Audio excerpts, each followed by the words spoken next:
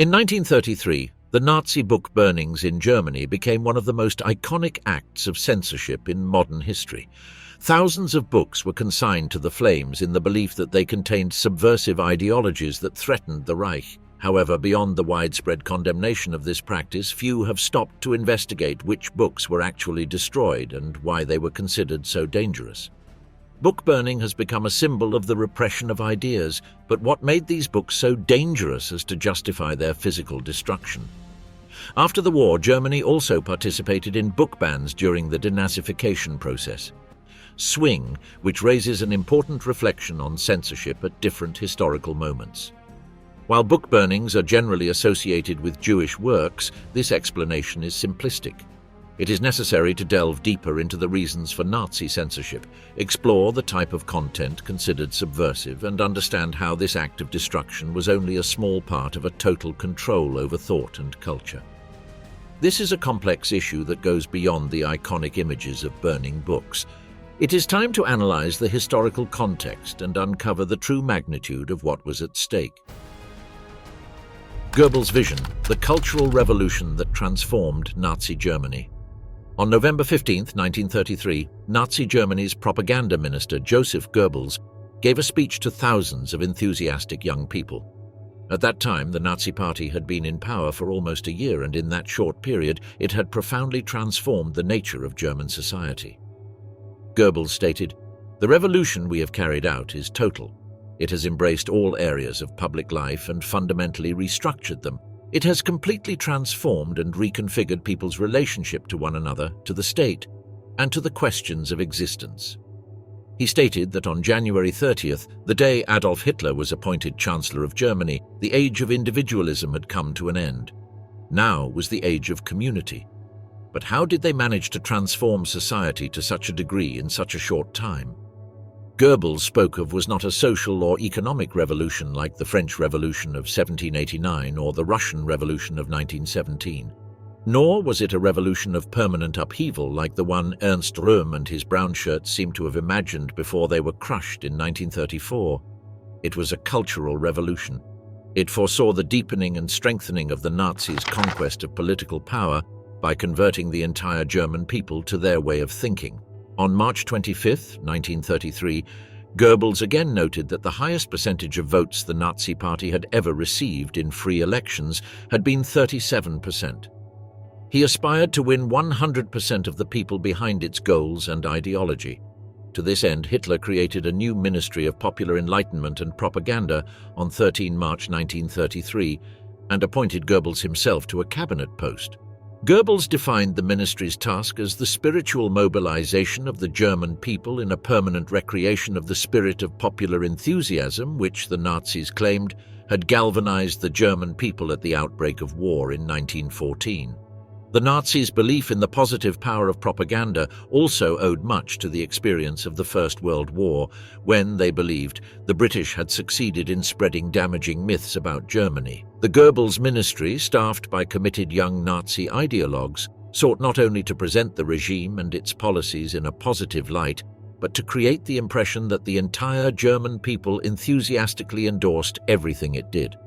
Of all the factors that made the Third Reich a modern dictatorship, its incessant demand for popular legitimation was one of the most striking. The regime imposed upon itself almost from the outset a state of permanent plebiscitary consultation with the masses. It went to enormous lengths to ensure that every aspect of this consultation resulted in resounding and virtually unanimous endorsement of its actions, its policies, and, above all, its leader. Even knowing, as it surely did, that this endorsement was far from genuine, the mere appearance of constantly renewed mass enthusiasm for the Third Reich and massive, hysterical adulation of its leader would undoubtedly influence otherwise skeptical or neutral German public opinion. It would also intimidate the regime's opponents into silence and inaction, convincing them that its goal of enlisting the support of their fellow citizens was hopelessly unrealistic. Goebbels was quite outspoken about the fact that this popular legitimation of the Third Reich was manipulated by the regime. It was up to the propaganda ministry to coordinate and direct the entire public presentation of the regime and its policies. This included ceremonies and rituals such as the torchlit parades to commemorate Hitler's appointment as Reich Chancellor on January 30, 1933, the official opening of the Reichstag in Potsdam on March 21, 1933, the annual Nazi Party rally in Nuremberg every autumn, National Labor Day on May 1st, and symbolic rituals such as the infamous book burning. New holidays and festivities were added to the traditional calendar, including Hitler's birthday on April 20th and the commemoration of the 1923 coup d'etat on November 9th. Throughout Germany, street names were changed to remove suddenly unwanted or inconvenient reminders of the democratic past, and to celebrate Hitler, other Nazi leaders, or self-sacrificing heroes of the movement, such as Horst Wessel, after whom the working-class district of Friedrichshain in Berlin was named. A street was also renamed in Hamburg after 17-year-old Otto Blücher, a member of the Hitler Youth who was shot dead during an armed communist assault on the local headquarters of a Nazi party branch on 26 February 1933. There were many similar examples. Joseph Goebbels for Nazi culture. From his appointment as Minister of Propaganda, Goebbels began a campaign aimed at mobilizing the German people in the service of the Third Reich and its ideas. However, his campaign was not entirely smooth. One of the reasons was that he was far from monopolizing the territory he claimed as his own. Goebbels' original intention to include education under his aegis was thwarted by Hitler, who transferred it to a separate ministry headed by Bernhard Rust. Of course, this was a calculated move by Adolf Hitler, who disliked the idea of anyone in his cabinet having too much fame. More seriously, Goebbels had to fight for supremacy in the cultural sphere against the self-proclaimed party ideologue Alfred Rosenberg, who considered it his duty to propagate Nazi ideology throughout German culture. By the late 1920s, Rosenberg had become the leader of the so-called Fighting League for German Culture, one of many specialized organizations established within the party at that time. In 1933, the League moved swiftly to take control of the coordinated German theatrical institutions. Rosenberg was also busy enforcing ideological purity in many other aspects of German culture, including music and the visual arts, the churches and university and intellectual life. All of these were areas that Goebbels had initially considered would remain under the control of the propaganda ministry. The Fighting League for German Culture was small but very active. Its membership increased from 2,100 in January 1932 to 6,000 a year later, 10,000 in April 1933, and 38,000 in October of the following year. Many of the attacks on Jewish and left-wing musicians that took place in the spring and early summer of 1933 were organized or inspired by the Fighting League for German Culture, to which a considerable number of far-right music critics and writers belonged. In addition, Rosenberg had a powerful propaganda weapon, the Racial Observer, a Nazi daily newspaper of which he was editor-in-chief. To make matters worse for Goebbels, Rosenberg's views on art and music were much more in line with Hitler's than his own. However, Goebbels was still more important than Rosenberg. While Rosenberg's office was a purely partisan institution, Goebbels had the advantage of combining the strength of his party as Reich propaganda chief with the power of a state ministry that was simultaneously politically beyond reproach, staffed by committed party members. Hitler distrusted Rosenberg's political ability. When Hitler was imprisoned after the failed putsch of 1923, Rosenberg was appointed party chief, and he did not perform particularly well. For this reason, Hitler refused to give him a government post. Moreover, while sharing many of his prejudices, Hitler held almost as negative an opinion as Goebbels did of Rosenberg's pretentious and pseudo-philosophical theories. He never admitted this to his inner circle of friends and colleagues. By the summer of 1933, the disruption caused by the League of Struggle for German Culture had begun to prove politically inconvenient. On September 22, 1933, Goebbels issued a decree establishing the Reich Chamber of Culture to be chaired by himself. This contained 7 designated subsections, also known as chambers: literature, theatre, music, radio, film, fine arts, and the press, corresponding to the divisions already established in his ministry. Some of these specialized chambers already existed, such as the Reich Film Chamber. In this way, Goebbels was able to recapture German theatre from Rosenberg. Anyone wishing to work in any of these areas had to be a member of the relevant chamber. which gave Goebbels the power to exclude anyone whose views were unacceptable to the regime. Furthermore, it marginalized Rosenberg from the cultural sphere. Goebbels also used the Reich Chamber of Culture to establish better pension rights and to get rid of the inexperienced and unqualified, although this latter policy was softened after 1935. At the same time, he took care to present the Reich Chamber of Culture and its specialized subchambers as a form of cultural self-administration. The propaganda ministry would manage them discreetly, while the real power supposedly lay with the accomplished artists, musicians, and writers who presided over and ran them on a daily basis. In this way, the propaganda minister gained the support of the overwhelming majority of Germans who depended on culture in one way or another for their livelihood. The numbers were impressive. By 1937, the Reich Chamber of Visual Arts had 35,000 members, 95,600 in the Reich Chamber of Music, and 41,100 in the Reich Chamber of Drama at the same time. The Reich Chamber of Culture was inaugurated in a grand ceremony presided over by Hitler himself in the Berlin Philharmonic on 15 November 1933, with music from the hall's prestigious resident orchestra, conducted first by Wilhelm Furtwängler and then by Richard Strauss, followed by a speech by Goebbels and a chorus from a Wagner opera. Rosenberg was given the bombastic but essentially empty title of representative of the leader for general philosophical and intellectual training and education of the National Socialist Party in January 1934. His struggle league for German culture, renamed in more neutral terms the National Socialist Cultural Community in 1934, survived without a real role until it was finally dissolved in 1937. Rosenberg continued to cause problems for Goebbels from time to time, but in the end he was not effective enough to seriously disturb the propaganda minister's dominance of the cultural scene, especially since Goebbels abandoned his tolerance for cultural modernism just because Hitler hated it. Rosenberg wasn't the only high-ranking figure Goebbels had to deal with. Hitler, who had once made his living painting postcards, had an intense personal interest in the visual arts. He was an enthusiast of Richard Wagner's music, developed an obsession with architecture, and spent much of his time watching films in his private cinema.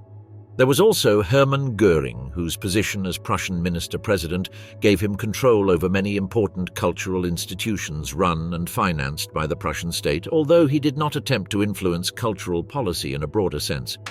Education Minister Bernhard Rust was also heavily involved in cultural policies, especially those affecting young people. He established a panel of high-ranking musicians, including conductor Wilhelm Furtwängler, pianist Wilhelm Backhaus, and others to control and indeed censor the programs of all concerts and other musical events in Berlin. He oversaw institutions such as music conservatories and art academies. His main concern was preventing the propaganda ministry from encroaching on his sphere of influence, an ever-present danger given the ministry's original claim to include education within its remit. Nazi labor union, led by Robert Ley, absorbed large numbers of artists, musicians, and their organizations during its takeover of the trade unions in May 1933. Boundary disputes between these various organizations and their leaders became so violent that the Ministry of Education attempted to ban public discussion of artistic matters on July 15, 1933, but without success. Despite their differences, and however much they differed on details, all Nazi cultural organizations and their leaders agreed that Jews and political opponents of the Nazi regime should be removed from cultural life as quickly as possible, and that they should destroy so-called cultural Bolshevism, although they frequently disagreed over which individuals and works in particular deserved the name. During 1933 and the following years, some 2,000 artists, writers, musicians, actors and film directors, journalists, architects and others active in the cultural sphere left Germany, some of them because of their disagreement with Nazism. Many were Jews and therefore deprived of the jobs that provided their livelihoods. Expelling Jews from the Reich Chamber of Culture took time, partly due to objections from the Ministry of Economics, which felt it would be economically damaging. However, by mid-1935, it was carried out. Purged of dissenters and nonconformists and those the regime deemed racially undesirable, German culture and the German media now faced a future of increasing regulation and control. The numerous disputes between the main Nazi contenders for supremacy in these areas did little or nothing to hinder their arrival. Once his enemies in the Nazi Party were defeated, Goebbels still had to purge German culture of any influence that might harm Nazi ideals, so he turned his attention to books. In his view, it wasn't enough to prevent Jews and communists from publishing new books. All the old ones had to be purged as well. The Nazi book burnings of 1933. One of the main things Goebbels was convinced of was the importance of controlling the press. This meant that all newspapers and magazines should follow the same line. To help direct their content from the center, the propaganda ministry took control of the two main press agencies, the Telegraph Union and the rival Telegraph Office, in December 1933, and merged them into the German News Office. This provided not only much of the national and international news content for all newspapers, but also commentary and instructions on how the news should be interpreted. Editors were forbidden to obtain their news from any source other than their own correspondence.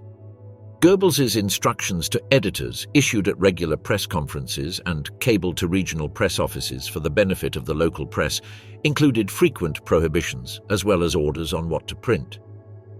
Of course, this was no easy task. The regime took steps to address this problem by confiscating all foreign press imports, but not only that. The Reich Press Chamber controlled the Reich Association of German Railway Station Booksellers, and this organization asserted that disseminating German ideas was the primary duty of station booksellers. Station bookshop tenants were required to desist from anything that might promote the distribution of foreign newspapers, and what applied to station kiosks also applied to traditional newsstands. The regime employed various means of controlling the literary production of its citizens.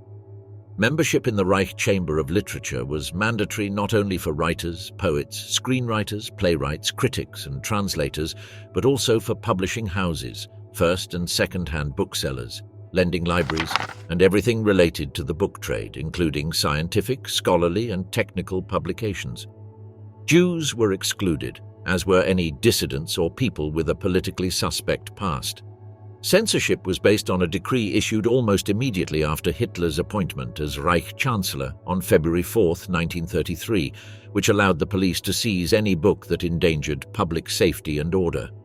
With this weapon, the censors hardly needed the additional powers granted by the Reichstag fire decree of February 28, 1933.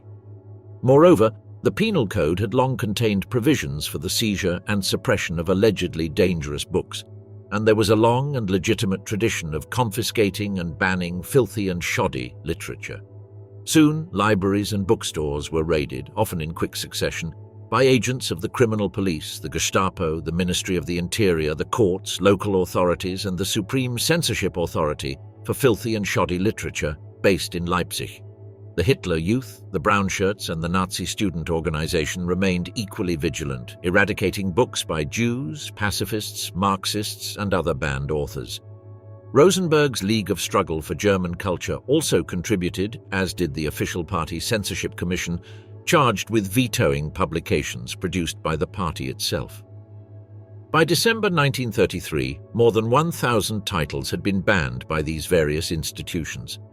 Goebbels himself launched a campaign urging Germans, especially university students, to seek out Jewish and unclean literature wherever they could find it and burn it. The most notorious book burning in history occurred on the night of May 10, 1933. In his effort to purge the literary community, Goebbels had a strong ally in the National Socialist German Student Association. German university students were at the forefront of the early Nazi movement, and by the late 1920s, many had joined various Nazi formations. The ultranationalism and anti-Semitism of secular, middle-class student organizations had been intense and notorious for decades. After World War I, many students opposed the Weimar Republic and found in National Socialism a convenient vehicle for their political discontent and hostility. On April 6, 1933, the Central Press and Propaganda Office of the Nazi German Student Association proclaimed a nationwide action against the anti-German spirit, culminating in a literary purge or cleansing by fire. Local delegations were to supply the press with commissioned articles and communiques, offer blacklists of anti-German authors, sponsor well-known Nazi figures to speak at public meetings, and negotiate radio airtime. On April 8th, the Student Association also drafted its 12 Theses, a deliberate evocation of Martin Luther's 95 Theses. Its purpose was a declaration outlining the foundations of a pure national language and culture. Banners were circulated attacking Jewish intellectualism, asserting the need to purify German language and literature, and demanding that universities be centers of German nationalism. The students described the action as a response to an alleged worldwide Jewish smear campaign against Germany and a reaffirmation of traditional German values. In a symbolic act of sinister significance, on May 10, 1933, university students burned more than 25,000 volumes of non-German books, acting as agents of state censorship and cultural control. On the evening of May 10th, in most university towns, right-wing students marched in torchlit parades against anti-German sentiment. The prescribed rituals required high-ranking Nazi officials, professors, university presidents, and student leaders to address the participants and spectators. At the meeting places, students threw their looted books into the bonfire with great ceremony, bands played, and each student who threw a book into the fire took the so-called fire oath. In Berlin, up to 40,000 people gathered at Opera Square to hear a speech by Joseph Goebbels. He condemned decadence and moral corruption and instead prescribed decency and morality for the family and the state. What books and authors were burned? Among the authors whose books the student leaders burned that night were well-known socialists such as Bertolt Brecht and August Bebel. The major communist writers, beginning with its founder Karl Marx, were also burned. Others were critical bourgeois writers such as the Austrian playwright Arthur Schnitzler and so-called corrupting foreign influences such as the American author Ernest Hemingway. Fires also consumed several writings by the 1929 Nobel Prize-winning German author Thomas Mann, whose support for the Weimar Republic and criticism of fascism aroused Nazi ire. Works by the internationally best-selling author Erich Maria Remarque were also burned. His best-known novel, All Quiet on the Western Front, was seen as a less-than-flattering portrait of soldiers in the Great War. The story follows Paul Bäumer and his schoolmates, who, initially filled with patriotic fervor and romanticized ideas about war, enthusiastically enlist in the German army.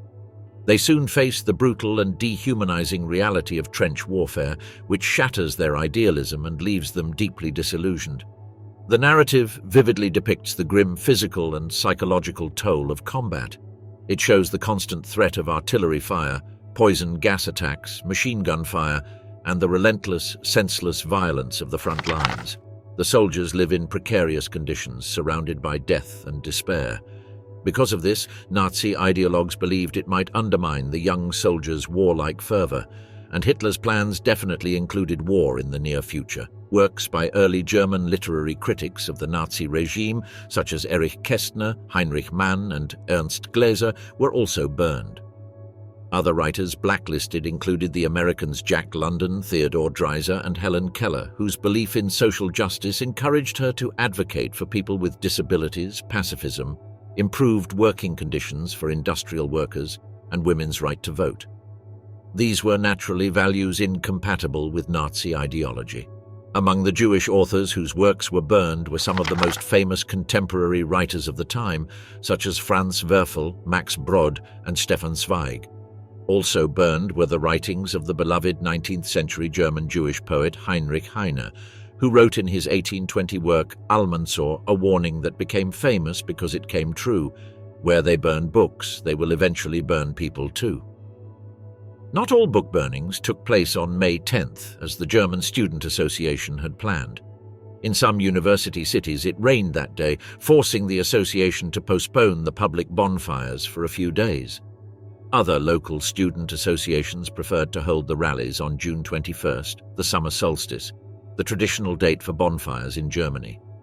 Nevertheless, in 34 university cities across Germany, the May 10th action against the anti-German spirit was a success for the Nazis and received widespread press coverage.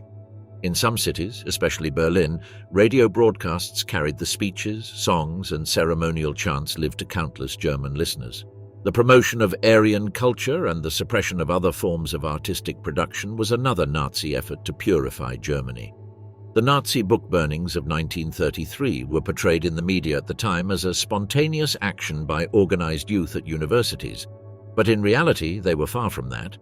Book burnings had a strong ritual and symbolic component, though not explicitly mystical in a supernatural sense. They were carefully orchestrated public spectacles designed to convey powerful messages and evoke specific emotional responses. They were not random acts of destruction. They were planned events in public squares, such as Berlin's Opera House, which always involved large crowds, torchlit parades, and often bands playing. This public and theatrical element gave them the character of a ceremony. One of the most striking reminders of the organized and propagandistic nature of the 1933 book burnings is the speech given by Hans Naumann, a professor of literature at the University of Berlin, on the night of the events. He began by emphasizing the urgency of action, for it was imperative to act swiftly against the anti-German spirit, and in this sense, he said, it was preferable that too many books be consigned to the flames than too few. He then extolled the youth of the students who gathered there to burn the books, for they were perfect examples of the children Germany needed to become a glorious nation again. He concluded by stating that such activism is necessary to sanctify once again the pious bonds of family, fatherland, and blood. Throughout, he emphasized both the heroic nature of their activism and the important traditions they were defending by burning the books. Naumann recalled Hitler's words, who called the Third Reich the greatest racial revolution in world history, always remembering that it was above all a cultural revolution, a so-called revolution of the spirit. Anti-intellectualism disguised as cultural struggle. Despite the highly publicized book burnings of May 1933, the Nazis did not completely control the universities. While they concentrated a great deal of effort on adapting the school system to their own ends after 1933, they failed to impose their views on German universities. Only in 1934, with the founding of the Reich Ministry of Education, did the regime truly begin to control higher education from the center. Even then, control was weak.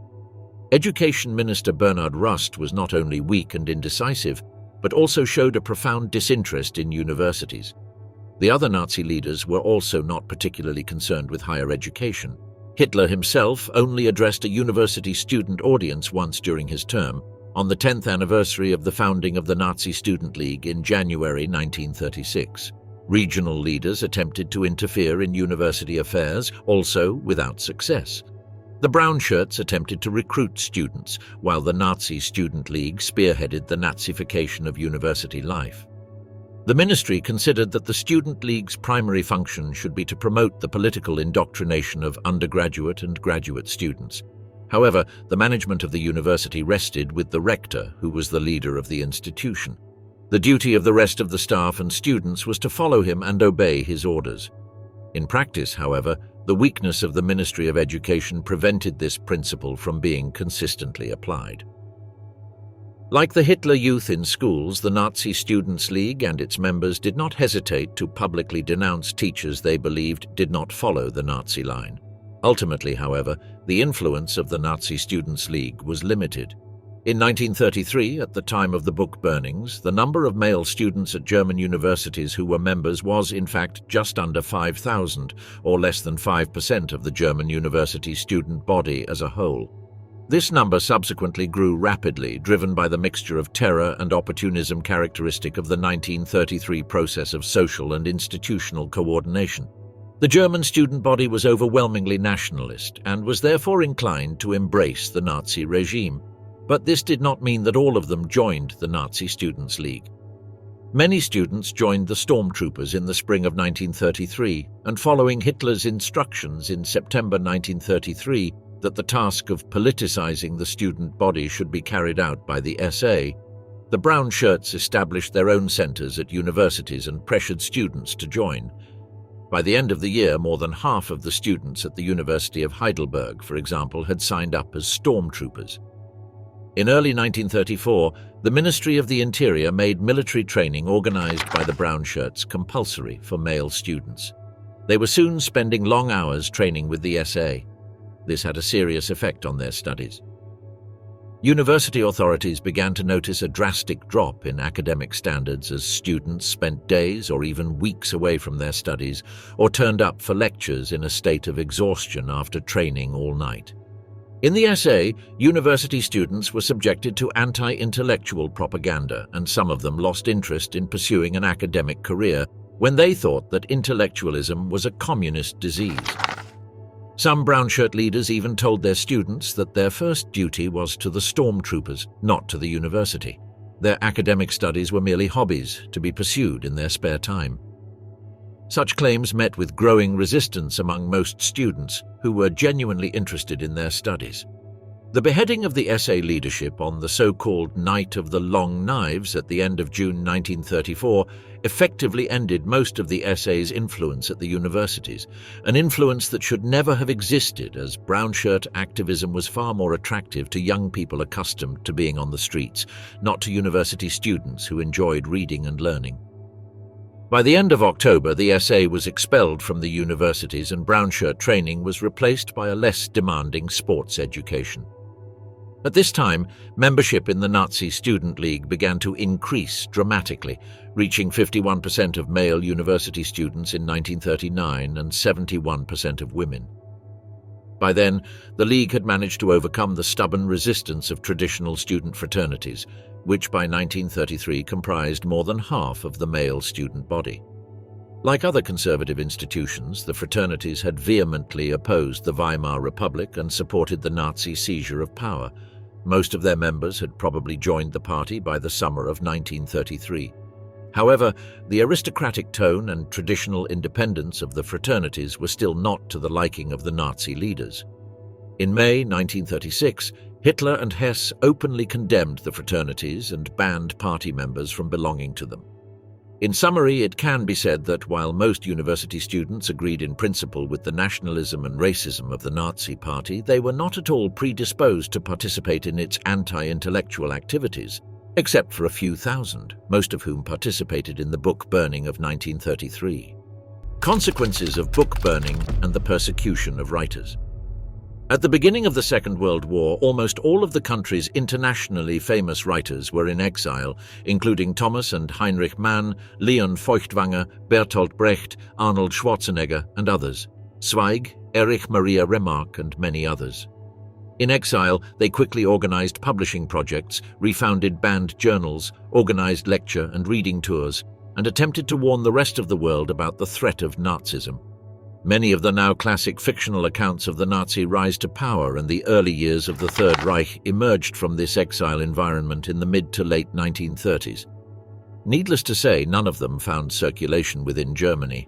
Any writer who had been associated with the anti-fascist movement in the Weimar Republic and had remained in Germany found himself under constant surveillance or already in prison. Probably the most prominent of these was the pacifist journalist and essayist Karl von Ossietzky, editor of the famous left-wing newspaper The World Stage, who had ridiculed Hitler on several occasions prior to January 30, 1933. These caricatures led to his imprisonment in concentration camps from the beginning of the Third Reich and his brutal mistreatment by the guards. At the same time, Ossietzky became the focus of an international campaign for the award of the Nobel Peace Prize, among other things, for his work in exposing German clandestine rearmament in the late 1920s. The campaign succeeded in drawing attention to Ossietzky's fragile health and persuading the International Red Cross to lobby the regime for his release. The continued negative publicity in the foreign press about the beatings and insults Ossietzky had to endure had the desired effect, and the journalist was transferred to a Berlin hospital in May 1936 in order, as stated by the propaganda ministry, to prevent the foreign media from accusing the German government of causing his death in prison. Despite all efforts by the German government to stop him, Ossietzky was awarded the Nobel Peace Prize in November 1936. But the writer was prevented from going to Oslo to accept it, and his representative at the ceremony embezzled the prize money. Ossietzky never received a cent.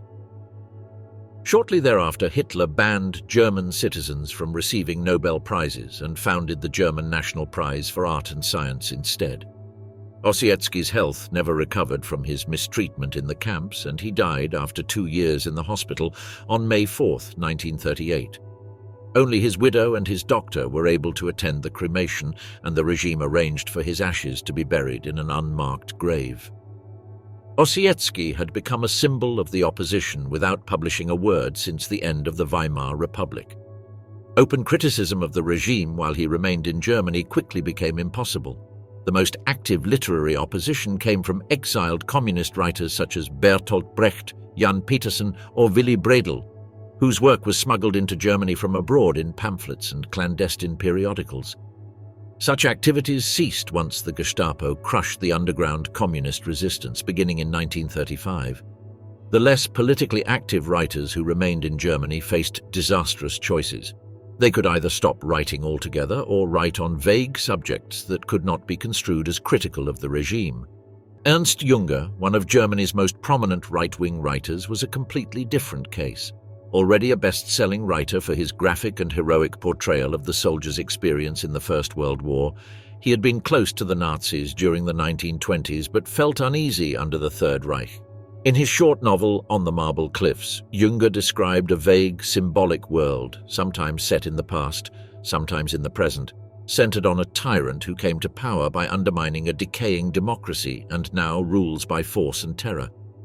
Junger always denied, even after 1945, any political intention in writing the novel, and the vague pre-industrial setting of his story certainly bore little resemblance to Nazi Germany.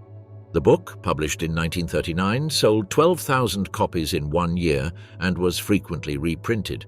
And yet, many readers understood it as a powerful attack on the Nazi regime, a clear act of literary resistance. In the circumstances of the Third Reich, context could influence a book's reception much more than its author's intentions. Junger was protected from interference, perhaps because he was a war hero, greatly admired by Hitler and Goebbels. Others never needed protection. In total, in 1934 alone, 40 censorship agencies banned 4,100 different printed works.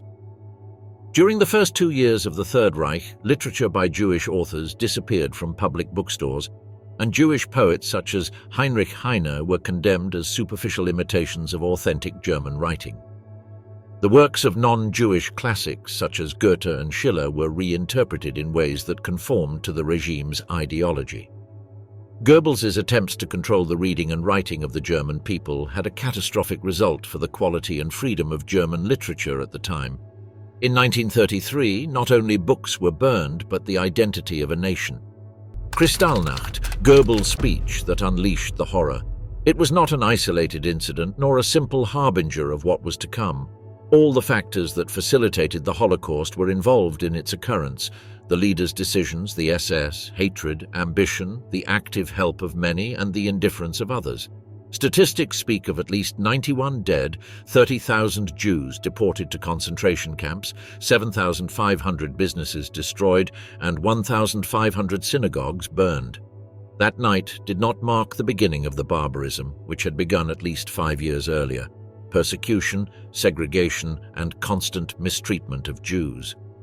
However, on November 9th, a clear rupture occurred, a boundary was crossed, and a new level of objection was reached. What happened that night is not an isolated episode, nor a simple harbinger of what was to come. For Kristallnacht to happen, all the actors that facilitated the Holocaust were involved: the leader's decision, the SS, hatred, ambition, the active help of many, the indifference of others. Persecution, harm, and death. Statistics speak of at least 91 dead, 30,000 Jews deported to concentration camps, 7,500 businesses destroyed, 1,500 synagogues burned, almost all in Germany. The night of November 9th, 1938, was not a night like any other. For many, it was the worst night of their lives. It would go down in history as Kristallnacht. The mobs destroyed everything in their path. On the morning of November 10th, the streets of many German neighborhoods were desolate. The few who dared to walk through them, enduring the intense cold, produced an unusual sound that broke the desperate silence. Each step created a slight crunch. On the ground, an almost perfect carpet of small fragments of broken glass. In the center, a forgotten coat, a cap that had fallen during a desperate escape. Everywhere, traces of dark, thick blood stained the floor and some walls and colored the broken glass. An abandoned child with his sight lost, an elderly man crying, someone picking up an object from the floor and running, and almost no one else. On November 8, 1938, an event occurred in Paris that the Nazi regime used as a perfect excuse to continue the hunt begun years earlier, and that would conclude and be perfected with the final solution. A 17-year-old boy entered the German embassy in Paris, asked to speak to a member of the staff, and when led before him with a steady hand, pulled a gun from his clothes and fired 3 times. Ernst von Rath, the embassy's third secretary, fell to the floor. The agony was brief. Herschel Grinspan, the 17-year-old assassin, remained motionless in the office, waiting without resistance in the face of imminent arrest. Calmly, he explained that he wanted to avenge the misfortune of 17,000 Polish Jews who had been deported from Germany to Poland that month but were prevented from crossing the border. Almost his entire family was there. He had been saved because he was in Paris with some uncles. But his parents, siblings, grandparents, and other uncles had been deported and lost all their property. Almost all of them also lost their lives the following year. The 17,000 were crammed into the border for a long time in a kind of limbo, a hellish antechamber filled with scarcity and hunger. Germany ignored them, rejected them. Many died there. The rest were taken to concentration camps. The day after this murder, the German government published a series of punitive measures. That's what they called them. They were nothing more than a fierce reprisal against the Jews. Circulation of any Jewish community publication was banned. Newspapers, magazines, and even neighborhood newsletters were censored. Economic sanctions were also imposed. However, the most serious event that afternoon was Joseph Goebbels' speech to a crowd at an event celebrating one of the many anniversaries instituted by the Nazis. The level of anti-Semitism and violence in the speech was brutal, even by Nazi standards. It was the starting gun, the flag to begin, the forceful announcement. The speech, the criminal exhortation, demonstrated, even if it said otherwise, that the crime in Paris had only given them the excuse they were waiting for. They were going to use anything to unleash anti-Semitic fury, its power, and its irrational capacity for destruction upon its victims. That speech was the push some needed. On November 9th, as night fell after the families had finished dinner, and while many were already in bed because they would have to work and go to school the next day, loud noises began to be heard in the streets. The mob had set off. At first there was only confusion. Everything happened in an imprecise manner. A few blows, screams, broken glass, cries of pain, the furious gallop of the crowd. The howling murmur of the crowd grew louder. Everything was destruction and violence. The shop windows and storefronts of Jewish businesses, many of which had been previously marked, were smashed with sticks and stones. The merchandise and furnishings of these shops were destroyed. The looting was merciless and voracious. A ferocious and malevolent human wave swept through the streets, blindly searching desperately for victims. Those who sought refuge in their homes weren't safe either. There's always someone pointing fingers or betraying those hiding, those trying to escape the mob. The horror is contagious. Homes were also destroyed. Those who tried to defend their belongings or the safety of their families were lynched. Their bodies were beaten, kicked, and jumped on. The easiest targets were synagogues. No one needed to know where they were or what kind of building they were. Almost none were left untouched in all of Germany. They burned under fire. Some non-Jewish Germans were also spared, having been caught unexpectedly in the street by the attack. They were attacked because of their Jewish appearance. When in doubt, it was better not to let their prey escape, the mob reasoned. Once expelled from their businesses or homes, the Jews were herded into trucks from where they were deported to various concentration camps. Mass lynchings, these group attacks with destruction of property directed at an ethnic or religious group, often suffered by Jews, were known as pogroms. The following morning, the German government attempted to distance itself from the attacks. Without condemning them, it attempted to promote the narrative that the attacks were the result of spontaneous outrage sparked by the previous day's assassination in Paris. The truth is that these pogroms were perfectly orchestrated and premeditated by the SA, the militia of the German Nationalist Party. However, the participation of German citizens who enthusiastically joined the attack was spontaneous and massive. Germany had a long history of anti-Semitism. But until the early 1920s, Jews were integrated into society. They prospered in their professions and businesses. Many had fought in World War I. Afterward, anti-Semitism became more open and rampant. There were several pogroms during that decade, and with the Nazis' rise to power, things got drastically worse. Boycotts of Jewish businesses, racial laws, anti-Semitic policies, acts of explicit segregation and persecution all occurred. Kristallnacht didn't trigger the persecutions. The climate was already set. That's why so many German civilians, Nazis, actively participated on that fateful night. Although many of the 30,000 were freed in the following months, the die was cast and the barriers would continue to move, crossing unimaginable limits until inhumanity became the norm. The international reaction to Kristallnacht was not as strong as one might have expected. There was still hope for avoiding confrontations. Fear and caution prevailed. The Times of London warned of what might happen in its morning edition that day. More than 400,000 Jews are fearfully awaiting the coming of nightfall, expecting another attack on their race. This indicates that this was not the first attack and that preparations had already taken place, of which even the foreign press had been warned. This minimal response abroad emboldened the Nazis and ensured their impunity for these barbaric acts. The following day, some media outlets referred to the Hitler Youth's orgy of violence, or described it as the darkest page of the Third Reich. That book of Nazi barbarism still had many pages left to write. In Italy, however, La Stampa, following the fascist ideas of Benito Mussolini, he spoke of spontaneous, legitimate and uncontrollable reactions of the German people in response to the Jewish attack. The immediate consequences were devastating. The next day, crowds of German civilians, estimated at over 100,000, gathered in Nuremberg to celebrate the destruction. The German government imposed heavy fines on Jewish citizens and their organizations to compensate for the damage. Jewish children were expelled from public schools, and laws and decrees were enacted further restricting their labor and civil liberties. There was no longer a place for Jews in German society. That night of unbridled violence also allowed actions against Jews to become more aggressive and brazen. While one group of Nazi leaders sought to keep discriminatory and violent acts as moderate and discreet as possible to avoid provoking international outcry or turning Germans against the regime, another larger group advocated drastic and ruthless measures. After Kristallnacht, the latter group prevailed. Since the criminal and homicidal activities had been public and widespread and enjoyed the support of a large part of the population, they saw no reason to moderate their modus operandi. From that moment on, anti-Semitism would intensify, becoming the main state policy. Kristallnacht was a major turning point. It was the moment when victims realized the situation would only get worse, and perpetrators discovered that for many years to come, impunity would be on their side. 90 years of silence, the forgotten monument to the books burned by the Nazi regime. Preparations for these book burnings lasted almost a month.